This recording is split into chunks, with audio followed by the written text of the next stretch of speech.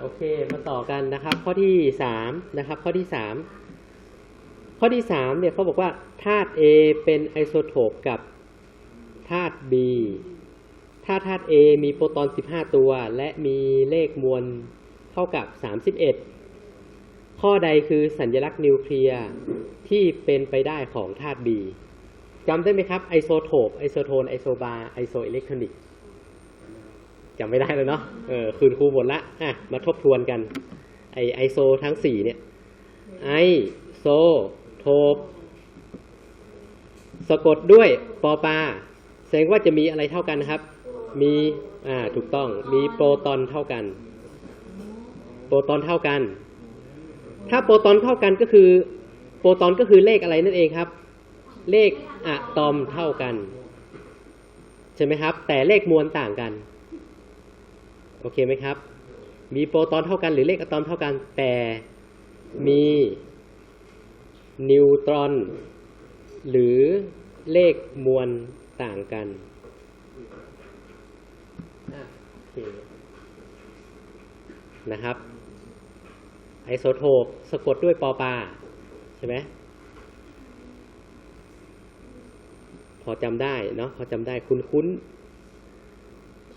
อันที่สองคือไอโซโทนสะกดด้วยเพราะฉะนั้นมีอะไรเท่ากันมีนิวตรอนเท่ากันโอเค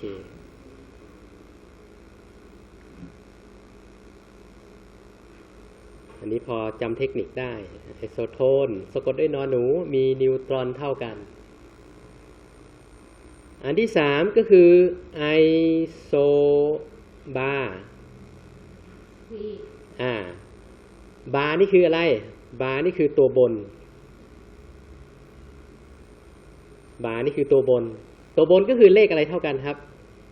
คือมีเลขมวลเท่ากันนั่นเองใช่ไหมสัญลักษณ์นิวเคลียร์ตัวบนก็คือเลขมวลตัวล่างคือเลขอะตอมใช่ไหมครับ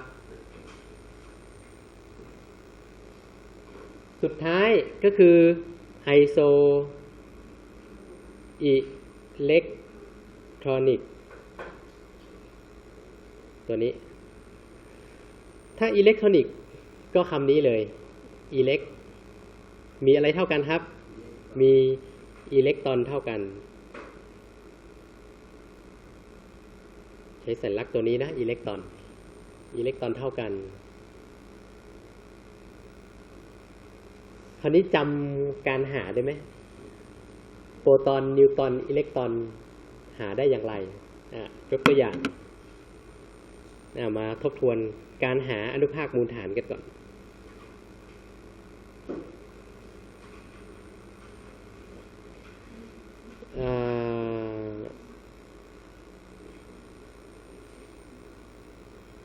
ตัวนี้คือธาตุอะไรครับ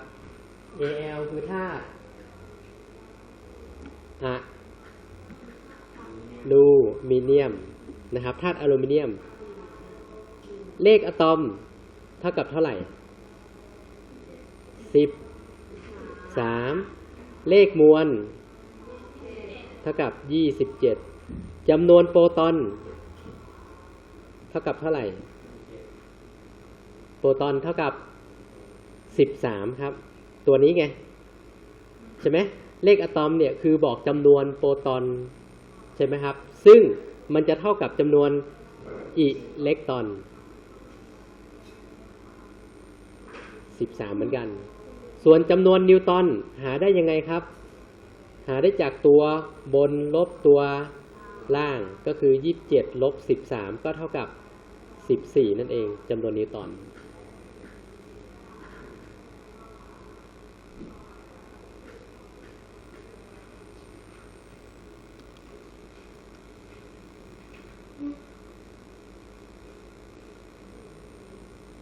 นะครับอันนี้คือกรณีที่ธาตุที่เป็นกลางง่ายเพราะโปรตอนมันจะเท่ากับอิเล็กตรอนนะครับโปรตอนจะเท่ากับอิเล็กตรอนแต่คราวนี้ถ้าเป็นไอออนล่ะถ้าเป็นไอออนเนี่ยนะครับกรณีไอออนบวกนะครับไอออนบวกยกตัวอย่างเช่น Na 11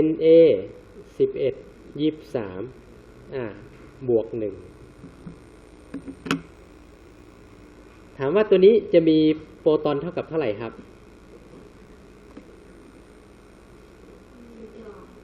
โปรตอนยังไงก็เท่าเดิมใช่ไหมเพราะโปรตอนยังไงก็คือเลขอะตอมก็คือเลข11โปรตอนเท่าเดิมส่วนอิเล็กตรอนเนี่ยนะครับเราจะต้องพิจารณาละว่าถ้าเป็นไอออนบวกแสดงว่าอิเล็กตรอนมันเป็นไงมันออกไปหรือเข้ามาออกไปใช่ไหมครับจากเดิมที่มันมี11ใช่ไหมครับมันออกไป1ตัวก็จะเหลือเท่าไหร่ครับก็จะเท่ากับ10เพราะฉะนั้นจำไว้เลยถ้าเป็นไอออนบวกให้เอาไปลบถ้าเป็นไอออนลบให้เอาไปบวกใช่ไหมครับถ้าบวก1บวกเฉยๆมันก็คือ1ใช่ไหมครับส่วนนิวตันหาเหมือนเดิมครับหายังไงก็คือตัวบนลบตัวล่างก็คือ23ลบ11ก็เท่ากับ12โอเคไหมครับส่วนกรณีไอออนลบยกตัวอย่างเช่นอะไรดีคลอรีน17 35ไม่เอาตัวนี้ดีกว่า74 3ลบตัวนี้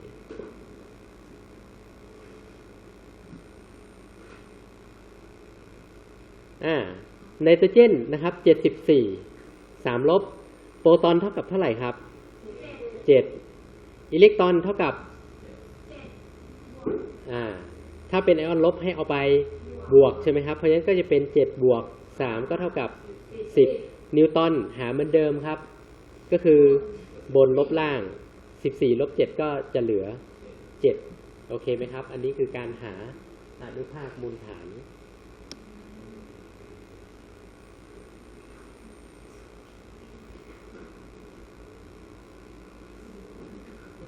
ทันเนาะ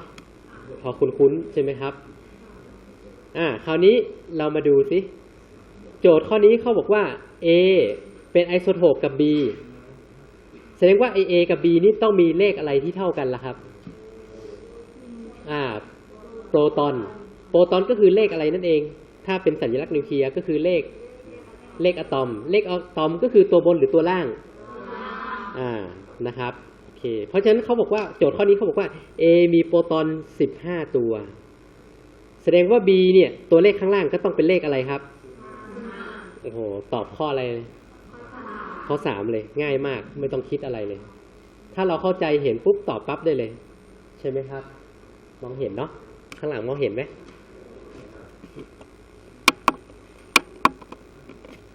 นี่นะครับใช่ไหมก็คือพอเรารู้แล้วว่า A เนี่ยมีโปรตอน15ตัวนะครับเขาถามว่า B เนี่ยควรจะเป็นตัวไหนนะครับก็คือดูเลขอะตอมเท่ากับ15แล้วก็ตอบได้เลยข้อที่3นะครับง่ายไหมอันนี้คือข้อสอบ O-NET นะครับนะถ้าเกิดว่าเราได้อ่านได้ทบทวนเนี่ยมันไม่ยากนะครับไม่ยากเอาละมาดูข้อถัดไปที่เกี่ยวข้องกับไอโซโทปเหมือนกันนะครับข้อที่4ธาตุ X และ Y เป็นไอโซโทปกันนะครับเขาบอก X มีจำนวนโปรตอนเท่ากับ15และก็มีเลขมวล30ค่อยๆคิดนะครับค่อยๆคิดส่วนธาตุ Y มีจำนวนนิวตันมากกว่า A อยู่กี่ตัวครับ4ตัวเขาถามหาสัญลักษณ์นิวเคลียร์ของธาตุ Y แสดงว่า Y เนี่ยนะครับโอเคแหละเขาบอกว่าธาตุ X เนี่ยกับ Y เนี่ยเป็นไอโซโทปกัน X มีโปรตอน15แสดงว่าข้างล่างนี่ต้องเป็นเลขอะไรแน่นอนละ15ดูช้อยเนี่ยโอ้โหตัดไม่ได้เลย15หมดนะครับ คราวนี้สิ่งที่เราจะหาก็คือหาตัวบนนี่แหละเขาบอกว่ามันมีนิวตันเนี่ยไอ้ Y เนี่ยมีนิวตันมากกว่า A อยู่4ตัวเพราะฉะนั้นเราต้องหาอะไรก่อนครับเราก็ต้องหานิวตันของธาตุ X ให้ได้ใช่ไหมว่านิวตันของธาตุ X มีกี่ตัว เพราะฉะนั้นถ้านิวตันของ y เราก็เอา4ไปบวกนั่นเองโอเคไหมครับเพราะฉะนั้นธาตุ x มีนิวตันเท่ากับเท่าไหร่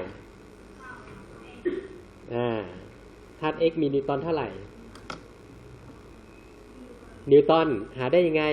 ตัวเลขบนลบตัวเลขล่างแต่ตรงนี้เขาไม่ได้เขียนบนไม่ได้เขียนล่างให้เรารู้เพราะฉะนั้นเราต้องรู้ว่าไอ้ตัวบนก็คือเลขอะไรนั่นเองครับเลขมวลใช่ไหมครับเลขล่างก็คือเลขอะตอมซึ่งก็คือโปรตอนนั่นเองเพราะฉะนั้นนิวตันของธาตุ x หาได้ไหมครับนิวตันของ x ก็ได้จากอะไรครับ30ลบด้วย15ก็เท่ากับเท่าไหร่ครับ15โอเคไหมครับ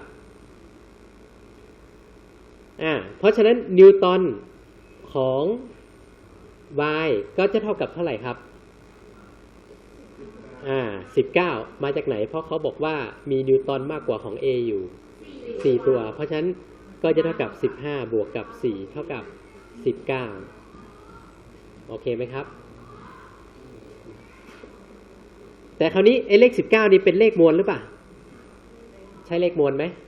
ไม่ใช่เลขมวลมันก็ต้องได้จากอะไรครับเอาโปรตอนมาบวกกับนิวตัน